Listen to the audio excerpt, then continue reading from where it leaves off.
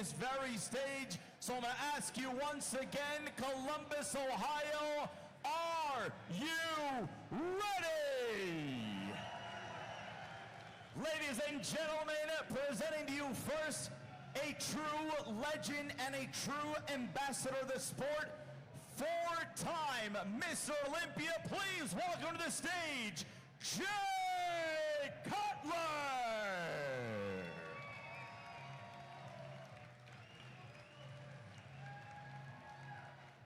Ladies and gentlemen, the legend in the flesh, make some noise for Jay Cutler. Thank you.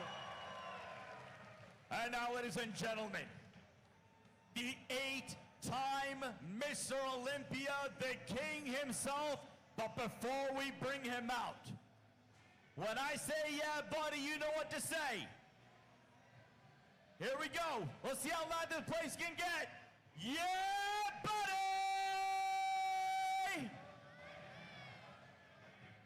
Yeah, buddy! One more time for all the bodybuilding world to hear. Yeah, buddy! Ladies and gentlemen, please welcome to the stage, eight-time Mr. Olympia, Ronnie Coleman! Everybody up, everybody out of their chairs, royalty on the stage here, let's go!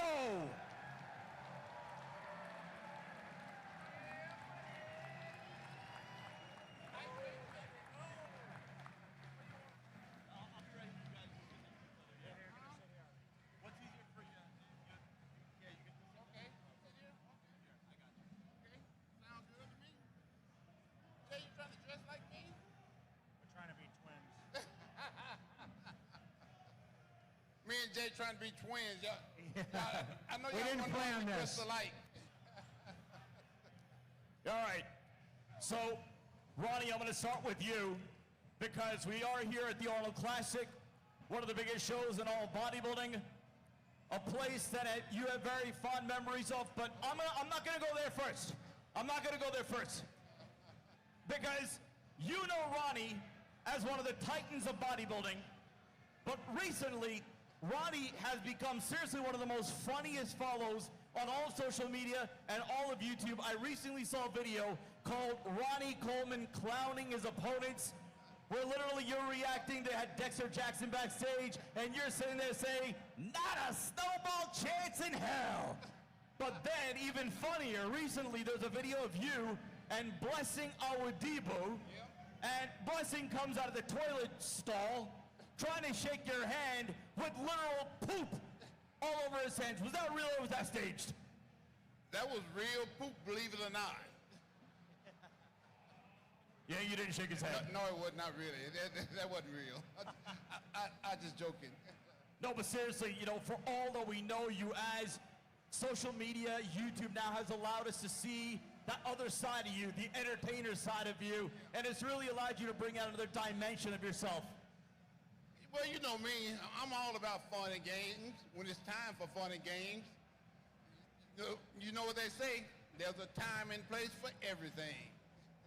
And a yeah, buddy, to that. Here we go. Yeah, buddy. Jay, this place, the Arnold Classic, means so much significance to you, not only for your success on stage here and your titles here in the early 2000s, but last year, you were awarded the Lifetime Achievement Award. And you think about, again, the select company that you joined, getting that award from Arnold Schwarzenegger. If you could reflect, you know, what does that mean to you as a bodybuilder and as a representative of the bodybuilding sport? First of all, thank you guys for coming out. Listen, it's a true, I mean, a journey is everything. And you look back and you reflect on the career and all these accolades and awards. You know, it's been amazing for me, and my journey still continues. I look for motivation every day to still hit the gym and be better in life, and take that time to actually reflect back in the battles that go on the Arnold Classic stages, Olympia stages. But it wasn't easy. It always didn't start in the #1 position, and I think that's the inspirational story that both of us I mean, we both started at kind of at the back of the pack and ended up being obviously battling each other. And all I wanted to do was beat Ronnie Coleman. You know, it's such a true parallel between the both of your stories. For you, Jay, your second Olympia is what I look at because you idolized Ronnie. You idolized Lee Haney. In your second Olympia, you're talking about Titans, Ronnie, Lee Priest, Nasser, Lavroni, Gunther, and you placed 8th in that Olympia. At what point did that signal to you, I am a true contender for the Mr. Olympia title? We got to go on a European tour after that Olympia where I placed 8th, and luckily no one in between 8th and this guy went. So I got to stand next to Ronnie for the first time on that European tour, and I looked at our physiques, and for some reason I thought I could beat him. And I thought he was scared a little bit. I was a little bit nervous. He said he was nervous.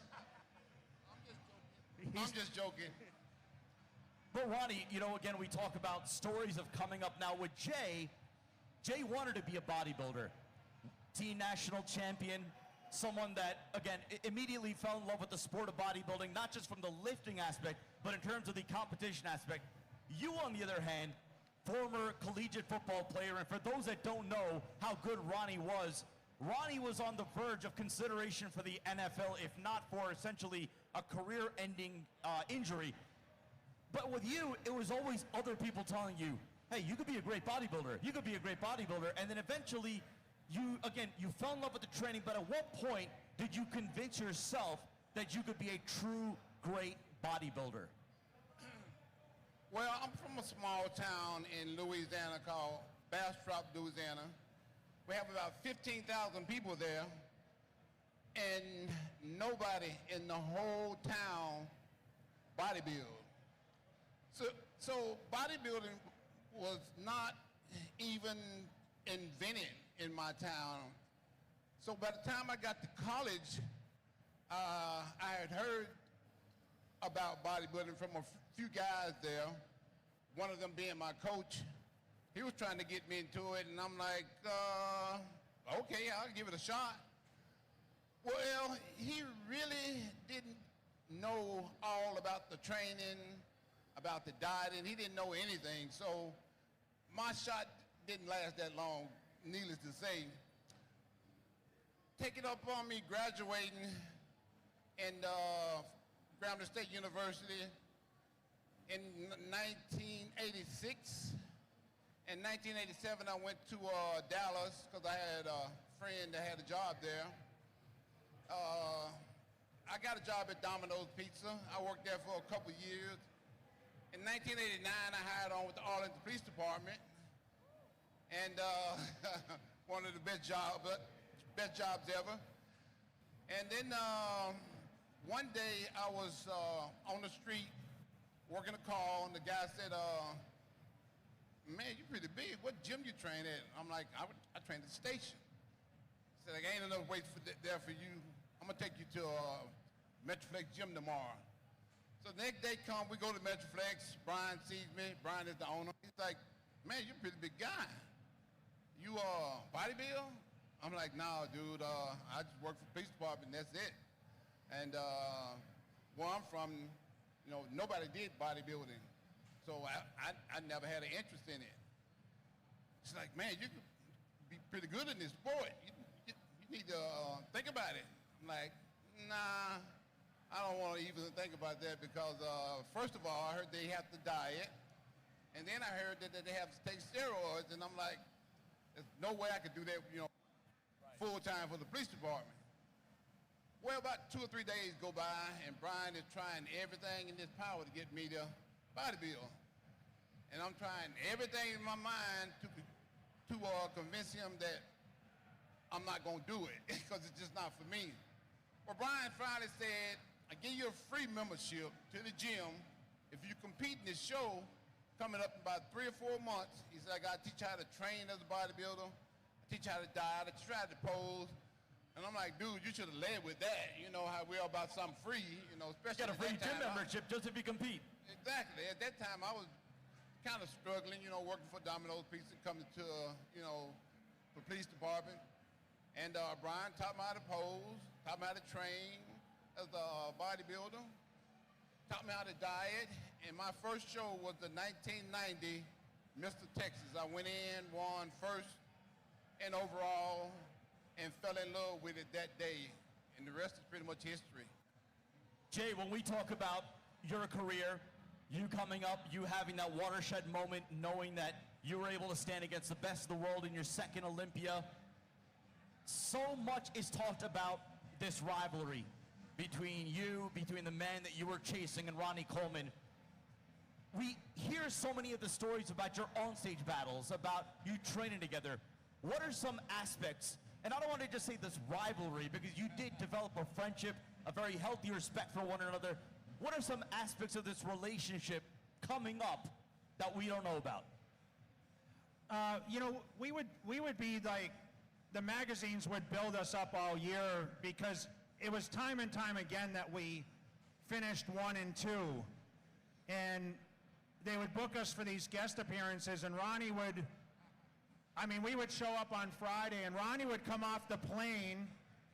He would be in tights already.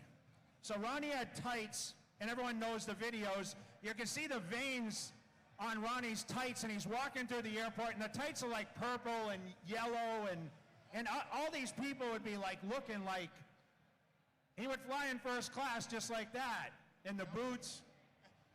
And he'd be like, all right, we're gonna eat, and then we're gonna go to the gym, and it didn't matter what time it was. We'd get in the evening, and it'd be like 11 o'clock, and Ronnie'd be like, okay, we're gonna go train now, and it was always leg day on Friday. And I'd be like, damn, I'm tired, but I guess I gotta hang with Ronnie. And Ronnie, for real, would be in the back of the gym no matter where we were. And I'd go up to like 315, 405, and I'd stop at 405, and Ronnie keep going, 500, 600. And it was like the first rep was like the last rep. It didn't matter what weight it was. He was just always ready to go. And I knew what I was up against, and that was the build-up.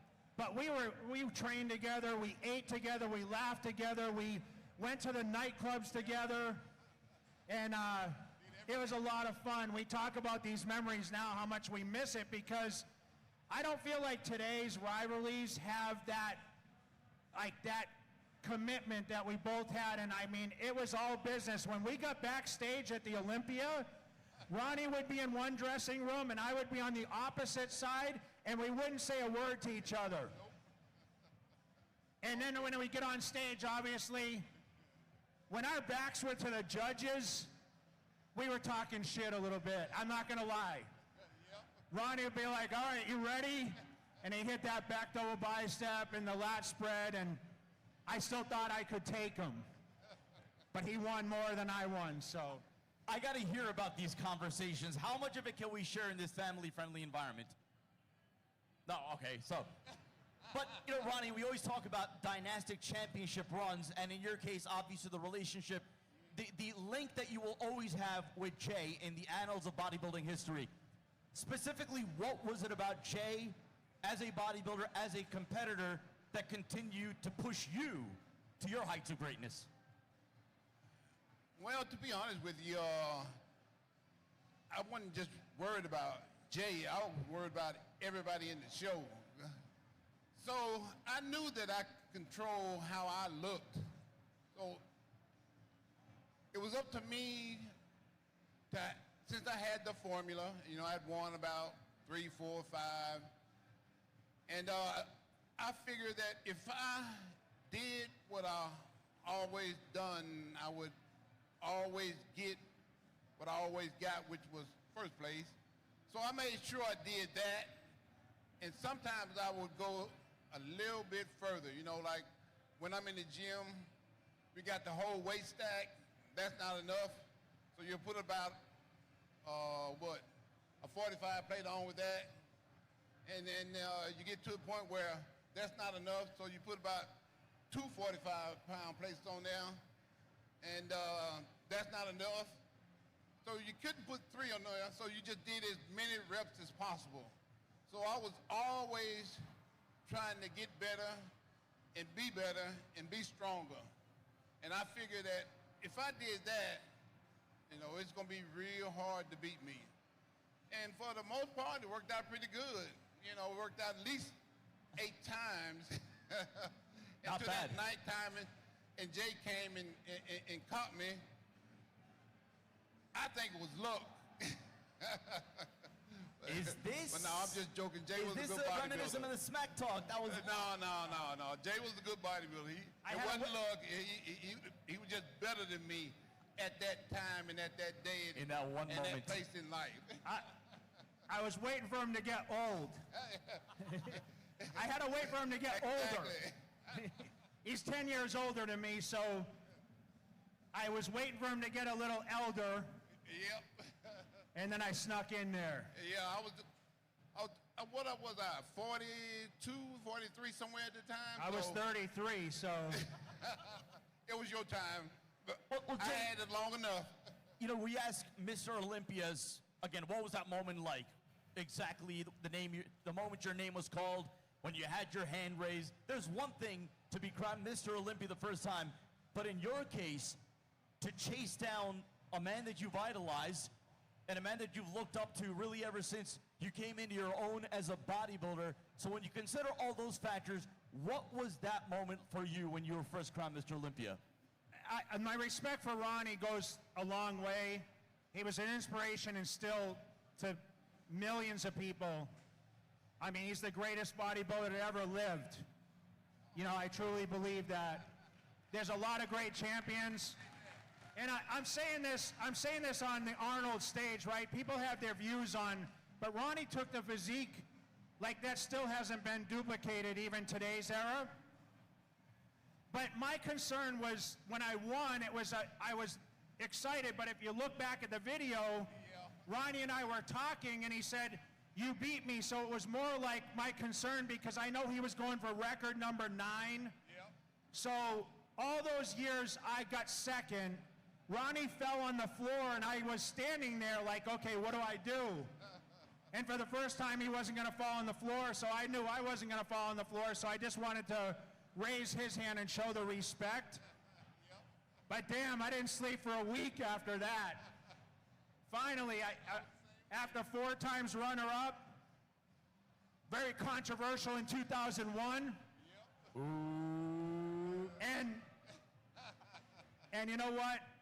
Now, being a 4-time, you know, sitting next to him, and now you guys see the stories, and we talk about it all the time. I'm so honored to be able to spend time with a guy that motivated me and still motivates all you guys. I mean, the adversity that this guy's been through. He was the hardest trainer, and he still continues. You guys see the video, the guy's training, still training. I'm still trying to train more than Ronnie Coleman right now. Ronnie, even today, now I did want to bring up the topic of you walking again, because it is such an inspirational one. Despite everything, you're still training 6 times a week. You're still training hard. You're still training heavy. But not heavy. Not that heavy. Well, we're not talking Ronnie Coleman at his prime heavy, but again, the point is, where does that come? Always gonna be lightweight for me, so you know how that goes. Lightweight, baby! Oh yeah! Whenever I talk to you, you always talk about passion. The passion of training. The passion of getting in the gym. What made you fall in love was the smell of the gym. The feeling of being in the gym. Even to this day, as much as you train, that moment, talk about just that passion that you enter. Again, everybody here trains. Everybody here trains in their own different ways. Share with everyone that level of passion you have every time you enter your training facility. Well, when I was about 9, 10 years old, I was pretty muscular. You know, as a 9, 10-year-old kid, you ain't thinking about that. But everywhere I went at that age, people always asked me if I worked out. And I would always say, no, no, no, no. And I said no so many times, I got tired of saying no. So at the age of 12, I finally found some weights, picked them up and started lifting them. And for the first time in my life, it felt good to say, when somebody asked me if I worked out, if I lifted weights, it felt good to say yeah, because I had said no for so long. I want to say at least two to 3 years. And this is at, what, 9, 10, 11 years old. So by the time I was 13, I really enjoyed working out. And by the time I was 14, they asked me to join the powerlifting team when I got to high school. And when I got on the powerlifting team is when I fell in love with working out and lifting weights. And I can truly say that it was kind of like a passion of mine. And you know what they say, when you have passion for something, you pretty much never work a day in your life. And people used to always ask me, how did I work full-time for the police department and do full-time bodybuilding? Because I was still working for the police department when I won my first, second, and third Miss Olympia. And I just simply said, when you have passion for something, you never work a day in your life, and you'll pretty much do it for free. And that's exactly what I did in 2001 when I had to retire from the police department because I was so busy. I was doing so much at the time that I worked as a reserve, and as a reserve, you don't get paid. You have to work about 40 hours a month, and I can truly say that, you know, it was a passion, and I worked for free, and I still enjoyed it. And when you have passion for something, it never leaves you. And if I could work full-time right now, I would still be working full-time for the police department. But at least I'm still working out, so it's all good. Well, Ronnie, look, between your legendary status as a bodybuilder, as a bodybuilding champion, you're a business success. You're obviously an icon for everybody here who goes into the gym, sees what you accomplished.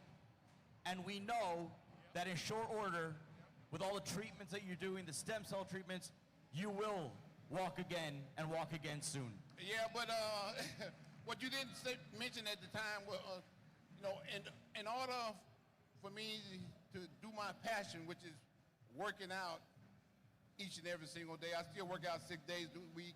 I also have to go to therapy about 3 to 4 times a week and do that too. And that normally lasts about an hour to an hour and a half too. And in my therapy sessions, I think I work out just as hard there as when I'm in the gym, because there's so much involved in it.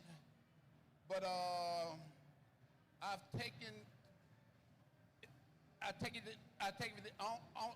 it upon myself to do this, and I think it's going to take me about at least 1.5 to 2 years to get to the point where I can walk unassisted.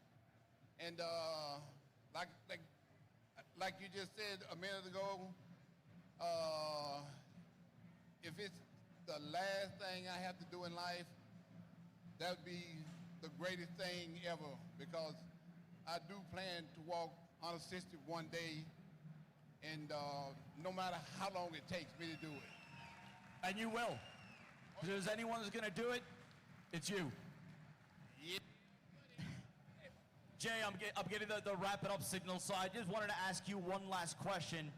You know, we talk about you winning 2 titles, 2 Olympia titles, then losing to Dexter, and I want you to share the message with everyone here that's been knocked down. How did you get up again? How did you find it within yourself to regroup, to review the tape, to recollect yourself, and go on to win 2 more Olympia titles? You know, when I lost to Dexter, I was uncertain of my career. It was getting a little later.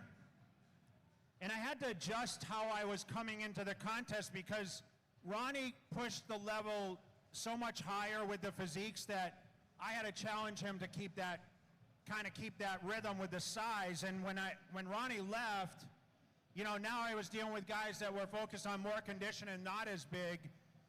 So I got beat by Dexter Jackson, who, you know, was a phenomenal bodybuilder, but someone I never thought I would lose to over time.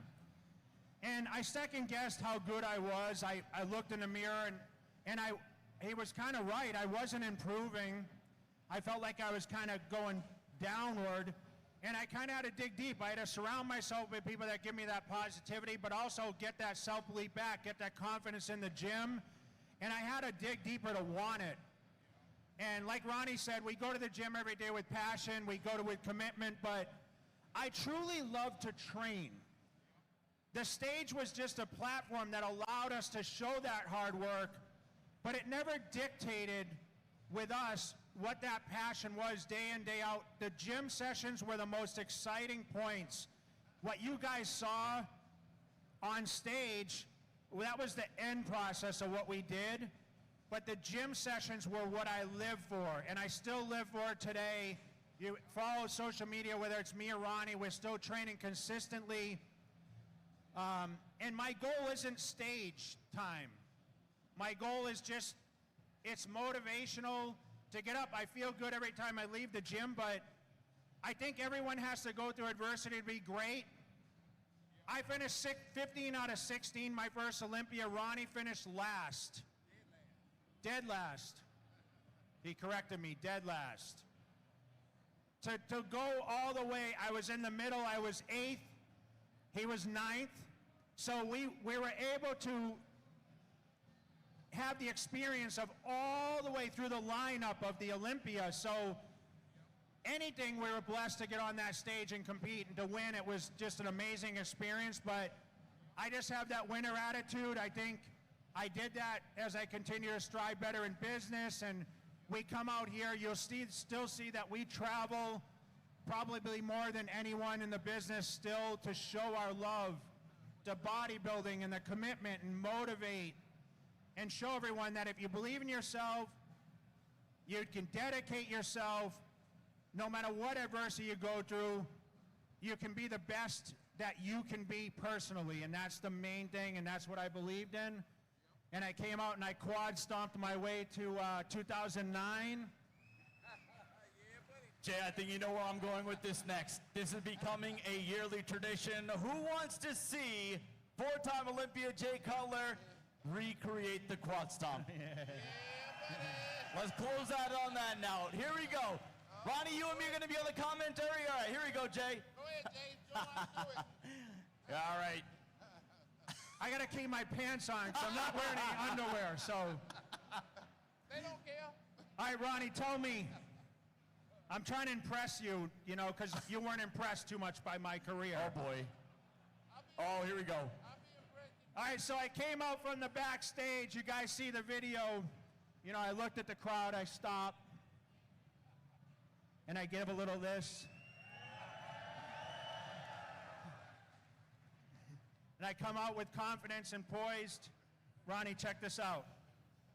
Shake it up a little bit.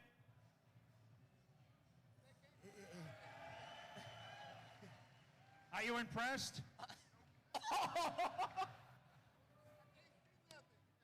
He said, I can't see nothing. Have I ever done anything to impress you, Ronnie? Yes, you have. Yes, you have. That really impressed me when you in those posing trunks. But now, that is a hard man to impress. Can I borrow your underwear? Well, both of you are inspirations not only in bodybuilding, not only in fitness, but in life, in success. Everybody here, this entire session has had their eyes, their camera phones locked in on you, and that is a testament to what you mean to them and everybody that goes into the gym. Ladies and gentlemen, let's hear it once again for two of the biggest legends in all of bodybuilding. Jay Cutler, buddy. and Ronnie Coleman. Lightweight. All right, guys, we have a new tradition here at the Arnold Classic, so after these stage sessions, we want you all in this as well. We're going to take a big, big group selfie. All right, we're going to take it with Jay and Ronnie's camera phone. All right. So we might have two of these.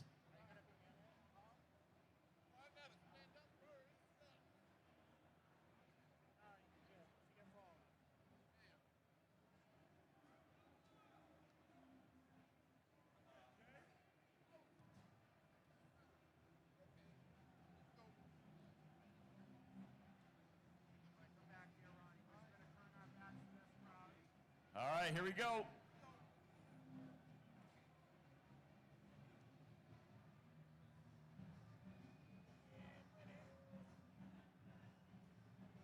All right, everybody, can we get a yeah, buddy?